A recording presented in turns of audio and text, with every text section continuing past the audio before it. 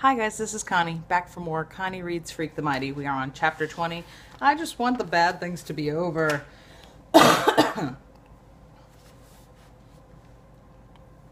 Chapter 20. Freak the Mighty strikes again. Hopeful.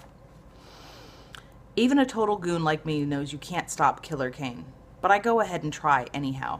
My hands are still numbed out and I can hardly walk, so all I can do is sort of fall on top of him and try to shove him loose from her. I'm going, "Stop. I see you. I see you. Daddy, please, please stop. You're killing her." He just twitches me away. He's made of iron and steel. He's grinding his teeth and squeezing her neck. You can see the whites of her eyes, and she's not even trying to get away anymore. I try to get between them, and I'm going, "I saw you kill her. I saw you kill Mom. I never forgot, not ever. I know you did it. I know." It's like I'm trapped underwater or something, so weak and floaty, I can't hardly fight him.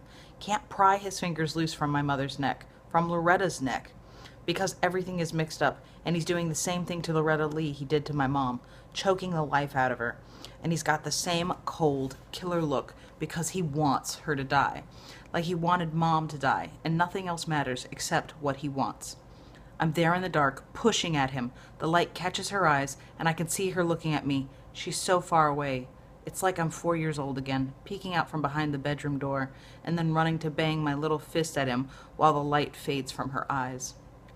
I can't get him loose of her, so all I can do is keep screaming, "I know you killed her! I saw you! I saw you do it! You killed her, and I'll never forget! Not ever!" Finally, he kind of jerks his head, and I can feel him looking at me, and then his hands open. Loretta slips away, and I can hear her breathing like a broken bird in the cellar dark. "What?" he says, reaching for me. "What did you say?" "I saw you do it," I say. "I saw you kill my mother." "You weren't but 4 years old," he says, and now his big hands are starting to curl around my neck, except he's holding me soft. I can feel his heart beating, and his cool breath in my face. That makes me want to fall asleep. You can't possibly recall that event," he says. "You can. You think you can, but you can." "I can," I say. "I do." "That's the poison they put in your mind, boy. They brainwashed you into thinking you can remember." He's pulling me closer, holding me soft by the neck, and now I can feel the pulse in his hands.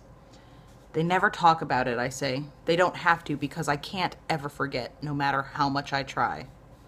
"No," he says, and his face is so close I can feel the heat rising off him. "Impossible. You can't." "You were wearing your brown corduroy trousers," I say, talking so fast it makes me shake inside. "And the black t-shirt with no sleeves. I tried to stop you and I couldn't. And you carried me back into my room and put me to bed and told me I was just dreaming. You locked me in that room and I ran to the window and broke it with my hand and started yelling for someone to come and help Mommy." My father sighs and says, "Lord, I wish you hadn't done that, boy. It cost me years." "They caught you, Daddy. They put you away forever, except then you fooled them and they let you go." "I have to clean this up," he says, like he's talking to himself alone. "I have to clean this up and get out of here." That's when his hands start to tighten hard and fast around my neck. I'm trying to fight him, but I'm so small and weak, and he's so big and strong, you can't stop him. No one can stop Killer Kane. He squeezes and squeezes and squeezes. I'm in this faraway place, falling backwards, real slow and dreamy, when I hear a window breaking. Then a small, faraway voice is saying, "Put your hands up, villain!"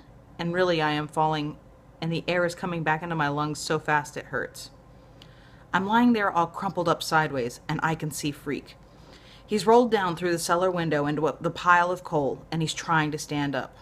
"I'm warning you," he says in that fierce, bold way he has.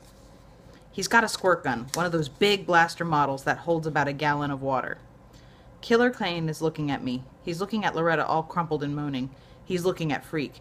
And then he shakes his head and goes, "I know a real gun when I see it, you little monster." He makes a move, reaching out.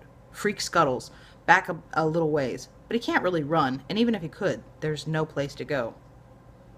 "This is your partner in crime?" Killer Kane says to me. "I guess maybe you are a retard after all." Freak is pointing the squirt gun right in his face, and he says, "Guess what I got for Christmas, Killer Kane. Guess what? Because your life depends on it. Killer Kane doesn't say anything. He's just reaching out real slow because he knows that Freak can't get away. This squirt gun, Freak says. And a chemistry set. That's what I got for Christmas. Killer Kane just looks at the squirt gun. He shakes his head like, well, who are you kidding? Sulfuric acid, Freak says, raising up the gun and sighting along the barrel. Good old reliable H2SO4, an oily, colorless, corrosive liquid used in dyes, paints, explosives, and many chemical experiments. Killer Kane says, you're lying, kid. You can't fool me. That's when Freak squeezes the trigger and sprays him right in the eyes. Then Killer Kane is screaming in this high, scared voice. His hands are scrubbing at his eyes, and it's like that scream wakes me up, because the next thing I know, I've got Freak in my arms, and I'm running through the dark for the stairs, running as fast as I can on my feet I can't even feel. Go! Freak is yelling. He's right behind you! Go!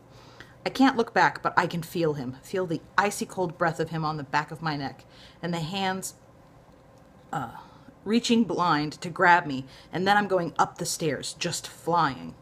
The steps are breaking under my feet, and he's howling in rage behind me. His hands are scrambling at my ankles, and just for a second, he has me.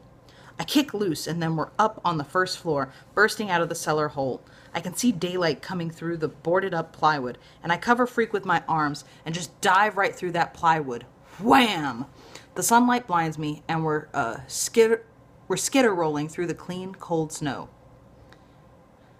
Hands are grabbing me, and I'm fighting to get away. Easy, a voice says. Take it easy, kid. You're okay. Iggy Lee. He's looking down at me with red eyes, and you can see he's been chewing at his beard. I'm sitting there in the snow, squinting up at Iggy and all these cops. There must be 1,000,000 cops. And Freak is laughing like a maniac and saying, "It worked! He fell for it! Soap and vinegar and curry powder! It worked like a charm!" I don't understand what he's talking about right then, and it's only later I figured out that it wasn't any real acid in the squirt gun. It was soap and vinegar and curry powder that made Killer Kane think his eyes were burning up. Killer Kane, who is still rubbing frantic at his eyes and begging for help when they put the handcuffs on him and shove him into the back of a police van. All I've got room to think about is poor Loretta. That's what I'm telling the cops, that she's down there in the cellar. I'm afraid that no one is listening, but they must be, because right away they're bringing her up out of the cellar, and Iggy is running to her and crying out her name. She's still breathing, somebody says. Then Graham is shoving through the crowd of cops, and Grim is right behind her. And Gwen is there too. And everybody is making a big sloppy fuss, especially Graham, who's hugging me so tight I can't hardly breathe. The fair Gwen is hugging Freak, and she's saying, "I told you to stay in that car, didn't I? Didn't I?" Freak is looking over her shoulder at me, looking over Graham's shoulder, and he gives me the thumbs up, and she carries him away. "Freak the Mighty," he says. "Freak the Mighty strikes again." And that's the end of chapter 20. It's getting so close, folks. So close. Be careful with that and enjoy, please and thank you, and I will see you for the next chapter. Bye.